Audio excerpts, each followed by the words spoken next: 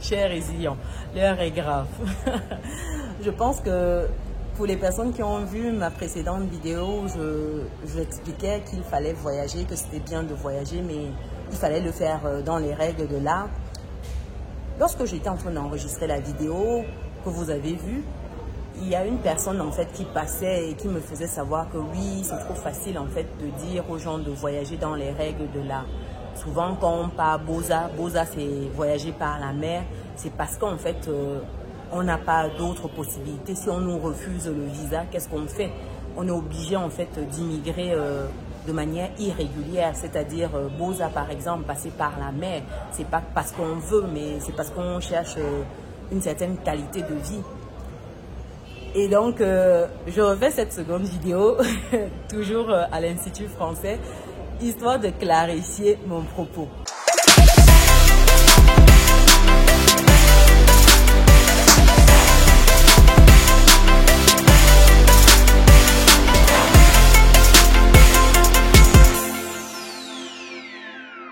Déjà pour les personnes qui me découvrent dans cette vidéo, je suis Chimène Nana, je suis maman, je suis entrepreneur, investisseuse et récemment auteur du livre « Vivre et réussir en France que voici ».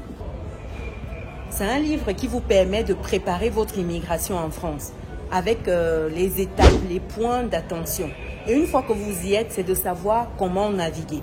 Si vous êtes déjà sur le territoire depuis un moment, vous aurez dans ce livre les outils pour une bonne gestion de vos finances. Vous aurez également dans ce livre comment fonctionne le système financier en France, le système bancaire, comment vous pouvez user des leviers disponibles pour votre business, pour votre investissement. Quels sont les investissements qui sont intéressants à démarrer impérativement lorsque vous êtes en France?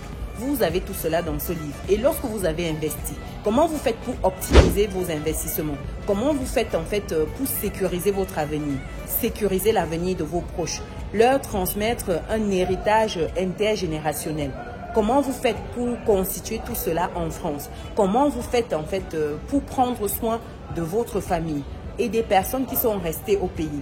Dans ce livre, vous avez toutes ces clés-là pour avoir des fins de mois sereines et surtout pour avoir un avenir qui ne souffre de rien. Votre avenir et celui de vos proches. Je vais mettre le lien pour vous procurer ce livre dans le descriptif de cette vidéo et vous l'aurez également dans le premier commentaire qui sera épinglé. Donc après cette parenthèse, je vais revenir au point que j'ai eu avec la personne qui m'a interpellée par rapport au fait que s'il voyage de manière irrégulière, c'est parce que n'obtenant pas de visa. Donc, s'ils n'obtiennent pas de visa, ils sont obligés de Boza. Parce qu'il n'y a pas de conditions au pays pour favoriser l'éclosion d'un jeune. Tout est fait pour qu'un jeune né ici soit dans des conditions pitoyables. Donc, au ressortir de cet échange-là, c'est ce que la personne me faisait savoir. Et je voudrais clarifier ça dans cette vidéo. Parce qu'on a échangé et puis, à la fin, ce n'était pas ça. À la fin, voilà, il a dit pourquoi pas, mais voilà, je reste convaincue qu'aujourd'hui, si j'ai le réseau, moi, je vais partir. Le souci avec ça, ce n'est pas le fait de partir. Le problème, c'est cette mise en danger de sa vie. Parce qu'il faut le dire, les personnes qui en arrivent à Boza, c'est des personnes qui mettent leur vie en danger. Est-ce que c'est à tous les prix? Est-ce que véritablement, en Afrique, au Cameroun, où je suis actuellement, il n'y a pas moyen pour un jeune né ici, grandi ici, de trouver de quoi vivre, de vivre suivant ses aspirations? Est-ce qu'il n'y a véritablement pas moyen? Quand on analyse l'environnement camerounais, prenons ce cas de figure-là, j'ai envie de dire non. Pourquoi? Parce que ici, vous avez des opportunités à tout point de rue. Ça vient même cogner à votre porte. Le problème de beaucoup de jeunes, c'est qu'ils sont aveugles face à ces opportunités-là. C'est qu'ils sont malvoyants pour certains qui voient même une ou deux opportunités. Et au-delà de ça, c'est des jeunes en fait qui veulent souvent le raccourci. Or, dans cette vie-ci, le raccourci, ça n'existe nulle part. Le problème, c'est que vous voyez un jeune qui veut se comparer à Aliko Dangote. Vous voyez un jeune qui veut avoir les résultats d'une Mami Nyanga du jour au lendemain. Vous voyez un jeune qui veut se comparer à Samuel Eto'o à 18, 20 ans. Mais qu'est-ce que tu as fait? Est-ce que tu ne connais pas le parcours de ces personnes-là? Est-ce que tu ne connais pas le parcours d'un Kadi de Fosso, d'un Fosso Victor, paix à leur âme? C'est des années en fait de travail acharné, de travail avec résilience au quotidien. C'est des années d'accomplissement, de construction de cet empire-là que vous connaissez. Vous ne pouvez pas vous lever comme ça du jour au lendemain. Vous voulez avoir ce que Baba Dampulo a eu toute sa vie. Mais le gars, il n'est pas à votre niveau parce qu'il a des années de travail, d'expérience. Vous ne pouvez pas à 20 ans vouloir avoir le même niveau d'expérience que lui, avoir les mêmes résultats. Ce n'est pas possible. Ce n'est pas possible. Et ça, c'est le malheur de beaucoup de jeunes. C'est qu'ils sont dans cette dynamique-là. Ils veulent avoir les résultats tout de suite. Ça veut dire que s'ils lancent un projet, au bout d'un mois, si ça ne fonctionne pas, ils lâchent l'affaire. Ils commencent un deuxième projet. Au bout de 2 mois, ça ne fonctionne pas, ils lâchent l'affaire. Il entend que la voisine a lancé le business de vente des mèches. Ça cartonne. Tout de suite, ils vendent déjà les mèches. 2 mois plus tard, tu reviens. Tu le vois déjà, il est dans la vente des bijoux. Une autre fois, tu le revois. Le gars, il est déjà en train de faire le démarchage immobilier. Du coup, il ne prend pas le temps en fait de faire ses classes dans chaque business. Il saute de business en business. Mais vous pensez qu'au bout de 5 ans, quand vous allez repasser pour voir ce jeune-là, il aura percé? Jamais. A contrario, vous prenez un autre jeune qui est focalisé sur un seul et même business pendant 5 ans. Quand vous reviendrez, le gars, il aura bâti son empire. Le gars, il sera inébranlable parce qu'il a eu le temps d'asseoir les fondations. Ensuite, d'assurer la phase de décollage de son business. Il est passé par la suite à une phase de plénitude. Et ça permet justement progressivement de maîtriser en fait tout de A à Z, le processus de son business. Et ça, c'est quelque chose que c'est à la portée de tous. C'est à la portée de tous. Malheureusement, les gens ne veulent pas prendre ce temps-là. Ils ne veulent pas sacrifier 5 ans de sa vie pour acquérir toute cette compétence-là, ce process-là. Non, il veut la rentabilité tout de suite. Il veut le business qu'il démarre et tout de suite, il a les résultats. Mais de vous à moi, dites-moi dans les commentaires, est-ce que vous avez un business comme ça? Quand vous démarrez, le mois d'après, vous avez déjà les résultats, vous pouvez prendre votre retraite. Dites-moi. Et c'est comme cela que, par manque d'éducation financière, beaucoup tombent dans les ponzi. Beaucoup se retrouvent là à aller vers des choses qui brillent. Or, oubliant que ce qui brille n'est pas forcément or. C'est le problème de beaucoup de jeunes. Ils veulent tout de suite. La génération micro-ondes. On sème le matin, à midi, on récolte déjà. Et le soir, on est à une plage, elle est en train de siroter déjà. Non, ça ne se passe pas comme ça. Non, oubliez ça. Et pour ceux même qui veulent bosser, c'est qu'ils veulent être pris à la juste valeur de leur diplôme. Ce n'est pas parce que tu as un master, une licence, qu'on doit te payer 1 million de francs CFA. Je suis désolée, malheureusement, ils sont nombreux qui ont des masters, des doctorats. Si on se basait uniquement sur ça, mais on verrait tous ces jeunes-là qui explosent. Mais non, ce n'est pas uniquement sur la base des diplômes qu'on recrute aujourd'hui. Vous devez malheureusement ou heureusement chercher le savoir-faire. Chercher la compétence. Et ça s'acquiert en travaillant. C'est quand on forge qu'on devient un forgeron. Le problème de beaucoup, c'est qu'ils ne veulent pas prendre ce temps-là. Ils ne veulent pas commencer petit. Oui, vous devez prendre le temps de commencer petit. Et la solution, c'est toujours, c'est mieux que j'aille être un nettoyeur là-bas en France que d'être un nettoyeur ici. Là-bas, au moins, il y a certaines conditions. Le cadre est quand même bien adapté pour qu'on puisse s'épanouir. Mais vous ne réalisez peut-être pas comment certains triment comme des malades là-bas. Et quand vous arrivez encore sans papier, c'est doublement, triplement plus difficile pour vous. Et ça, quand vous essayez de faire entendre raison à un jeune qui veut se lancer dans cette voie-là, la personne va vous dire que mais vous avez voyagé, non. Pourquoi vous voulez nous empêcher de voyager? Oui, il faut voyager, je le prône haut et fort. Vous devez voyager, mais le faire dans des bonnes conditions, dans les règles de l'art. Parce que ça va éviter de mettre votre vie en danger. Vous êtes une valeur précieuse, vous avez un talent, vous avez un don en vous que vous devez exploiter. Montrez au monde ce talent-là et pratiquez votre art au quotidien. Vous devez le faire dans les règles de l'art. Et le problème de beaucoup, c'est que vous allez arriver, perdre la vie là-bas et puis le monde ne se souviendra même pas de vous. On ne saura pas, votre famille sera dans un chagrin terrible. Et pourtant, vous étiez bourré de potentiel, de talent, mais sauf que vous ne vouliez pas le processus, sauf que vous n'étiez pas prêt en fait à travailler comme il se doit. Vous devez chercher le processus. Ce n'est pas plus facile ailleurs. L'herbe n'est pas plus verte ailleurs. On a toujours l'impression de se dire que oui, là-bas on a un certain minimum et tout, mais ça tue tout. Ce minimum-là, ça tue la créativité. Ce minimum-là, pour certains, ils se sont enfermés dans ces minimums-là, ces aides sociales-là. Une aide qui ne te permet pas de t'en défaire, ce n'est pas une aide.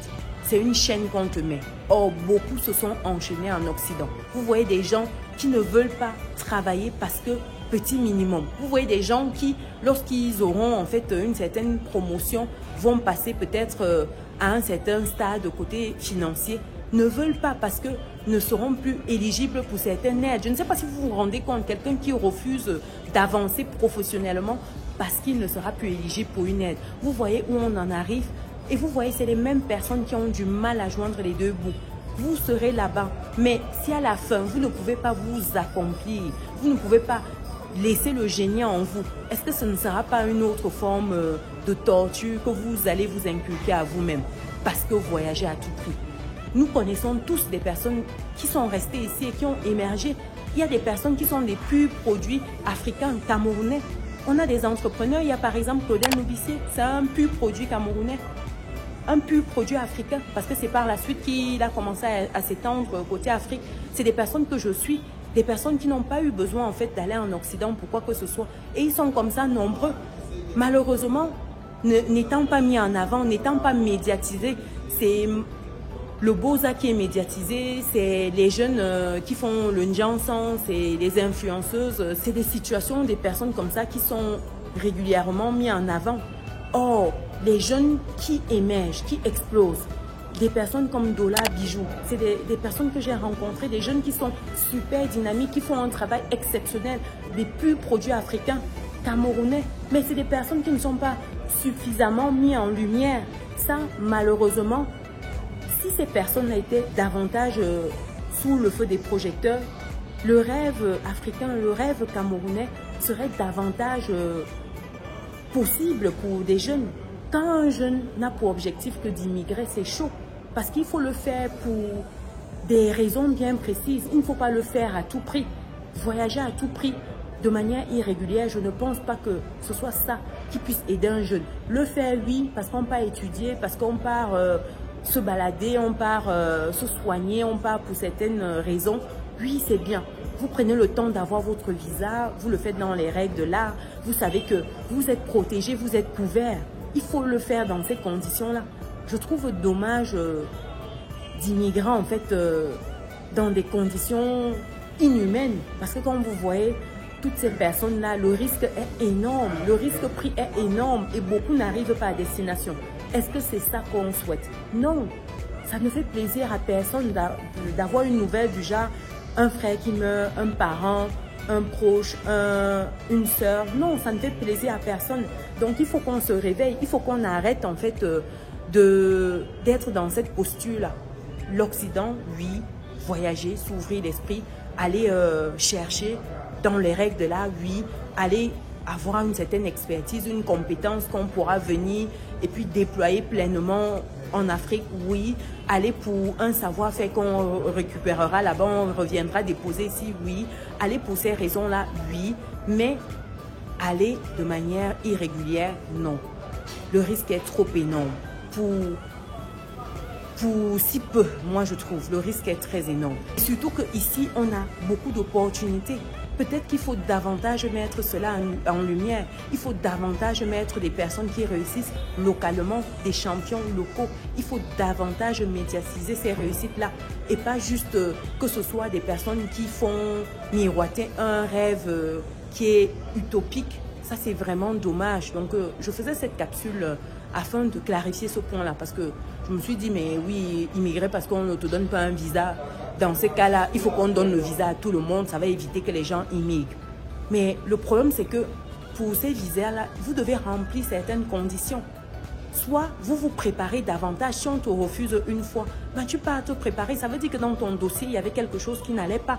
Dites-moi dans les commentaires, est-ce que vous n'avez pas déjà eu ces cas de figure de personnes qui ont eu un refus une première fois et une seconde fois, se sont vus accorder leur visa? Ça existe bien. Autour de moi, j'ai des proches directs qui ont eu ces cas de figure.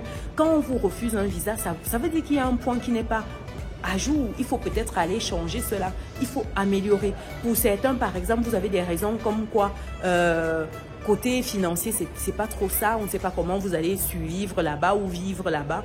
Donc, on vous refuse un visa. Pour d'autres, c'est parce que, par exemple, il y a une pièce pour l'école qui manque, ainsi de suite. Donc, vous avez toujours ces raisons de refus qui sont précisées. Prenez le temps de travailler dessus et de reconstituer un dossier en bonne et due forme.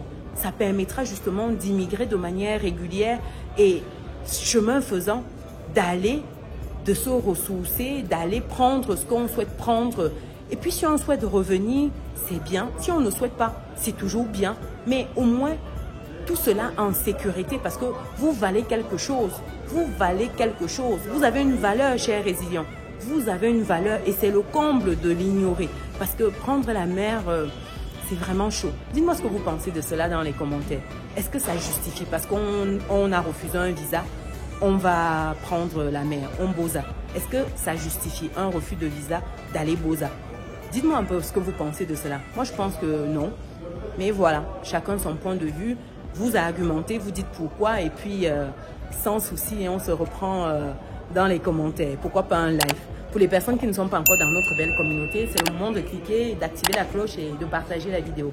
Et on se donne rendez-vous dans une prochaine vidéo. Ciao!